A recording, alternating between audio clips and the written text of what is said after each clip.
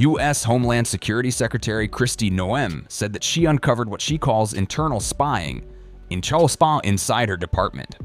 In a podcast interview, Noem alleged that employees installed software on her phone and laptop to monitor her activity. She made the claims during a conversation with conservative host Patrick Bet-David.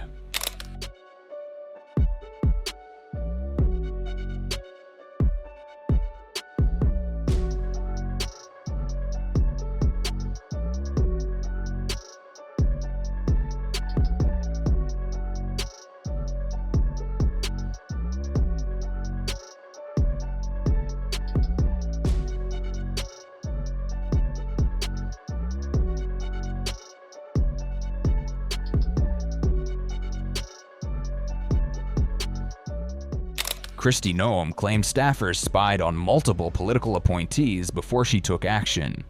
She also said a secure room was discovered on a university campus containing files that few people knew existed. The facility, known as a sensitive compartmented information facility, is typically used to handle classified material. According to Noem, the room was found accidentally when an employee questioned a door and asked to look inside. She claimed the files touched on some of the government's most controversial and debated topics. Noem stated that the materials have now been turned over to attorneys for review. She further claimed that tech billionaire Elon Musk helped her uncover the suspected surveillance. Noem said Musk's team identified software placed on her devices without her knowledge. She claimed the alleged monitoring also targeted other political appointees inside the department. Her remarks come as Homeland Security faces scrutiny over its own surveillance practices. A class action lawsuit in Maine names both Noem and the agency in claims of intimidation. That lawsuit alleges the use of technology to monitor or discourage legal observers. Noem framed her allegations as part of broader resistance within federal agencies.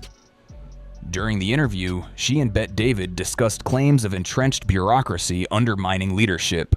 Madam Secretary, plans to pull out of Minnesota. And how would you describe what you were seeing on the ground there? Would you describe it as an insurrection, and do you believe the president should invoke the Insurrection Act? I describe it as violent and violation of the law in many places. I discussed with the president this morning several things that we are dealing with under the department in different operations.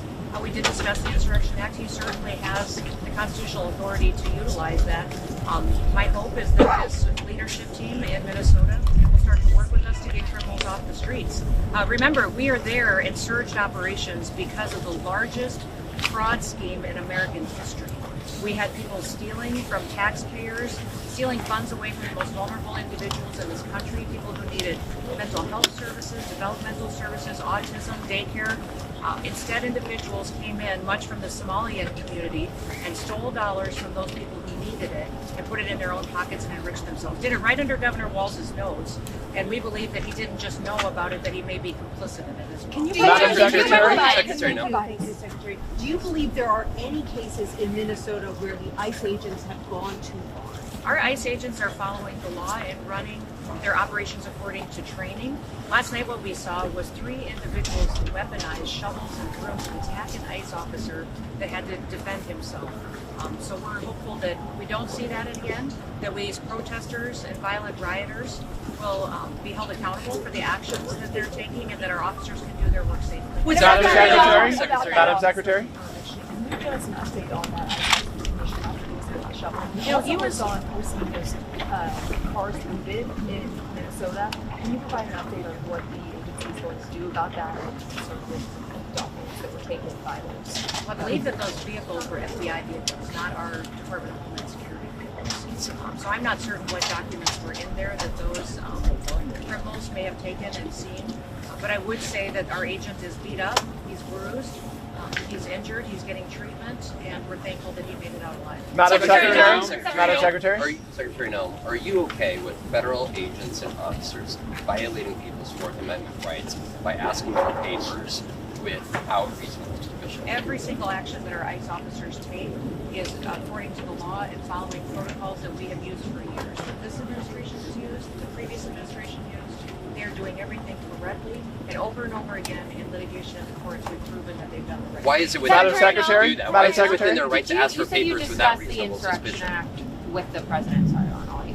I think You it's say you important. discussed the Insurrection Act with the president. Did you recommend that? No, we just take discussed it, that it was one of the options that he had constitutionally, and we talked about the fact that we're going to continue our operations in Minneapolis and have the resources that we need to get the job done. Madam Secretary? Very Madam successful. Secretary?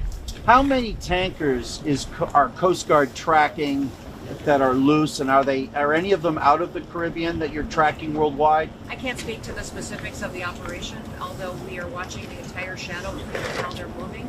I'm very proud of our Coast Guard, how they partnered with the Department of War to do unprecedented actions in bringing these flags under jurisdiction that often, or these ships under jurisdiction that in many instances aren't flagged or they're affiliated with a country moving this unauthorized oil to avoid our sanction policy. And Madam when you Secretary, watch can I those follow up quickly? operations, perhaps when like the video that was posted this morning, do you watch any of those operations? Absolutely, Did you I do. share them with the president today? Yes, absolutely, we do.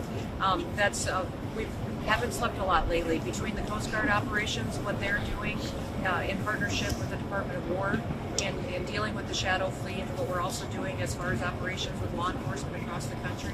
The Department of Homeland Security is very busy.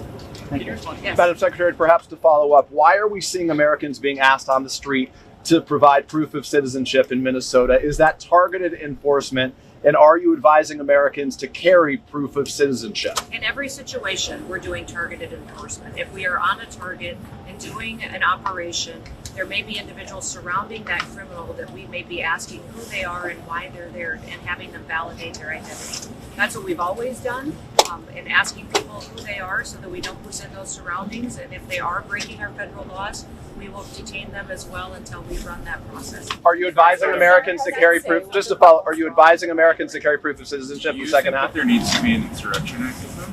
Oh, I think that the president has that opportunity in the future. It's his constitutional right, and it's up to him if he wants Do you to think utilize he's it. likely to do it? I don't know. But if he explain does the do it, situation? will it lead to more deaths and killings in Minnesota if the Insurrection Act is invoked? If anything doesn't change with Governor Walz, I don't anticipate that the streets will get any safer or more peaceful. Governor Walz and his leadership team need to come to us and find out how we can work together like we have in many other states. We didn't see this kind of reaction in Louisiana when we ran our operations exactly how we are running them in Minneapolis, but we had a very different response because we had leaders that were working with us. If you saw our operations in Florida, extremely successful. In Minneapolis so far, we've brought hundreds of criminals off the streets that were dangerous to society and dangerous to that community. We would wish that Governor Walz could take an example from the governor of Louisiana, the governor of Florida, and work with us to do the right thing.